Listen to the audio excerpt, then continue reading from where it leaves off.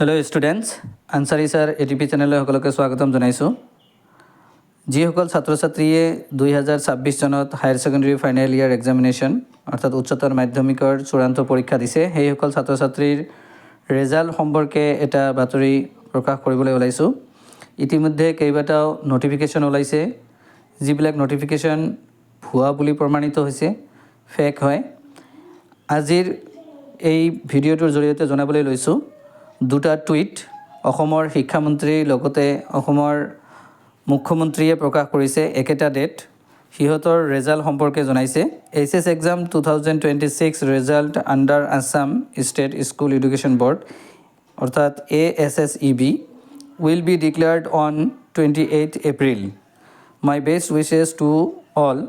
এই কথাষাৰ জনাইছে অসমৰ শিক্ষামন্ত্ৰী মাননীয় ডক্টৰ ৰণোজ পেগু ডাঙৰীয়াই টুইট যোগে জনাইছে।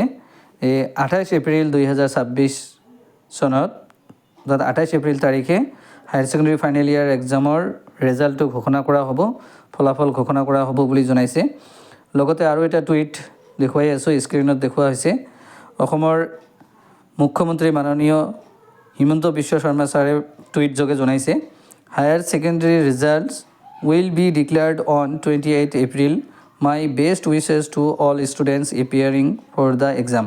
যিসকল ছাত্ৰ ছাত্ৰীয়ে higher secondary final year exam দিছে সেইসকলৰ ৰেজাল্ট ঘোষণা কৰা হ'ব 28 এপ্ৰিল। দুয়োজনে একেটা ডেট প্ৰকাশ কৰিছে আৰু টুইট যোগে জনাইছে। ইয়াত এইটো কোনো ভুৱা নহয় আৰু আজিৰ তাৰিখতে এইটো প্ৰকাশ পাইছে আৰু পৰৱৰ্তী ভিডিঅ'ত জনাই দিয়া হ'ব যেতিয়া নোটিফিকেশ্যন ওলাব কোন কোন ৱেবছাইটৰ পৰা ৰেজাল্টটো ডাউনলোড কৰিব পাৰিব আৰু লগতে কেতিয়া প্ৰকাশ পাব তাৰিখটো উল্লেখ কৰা হৈছেই 28 এপ্ৰিল তাৰিখ।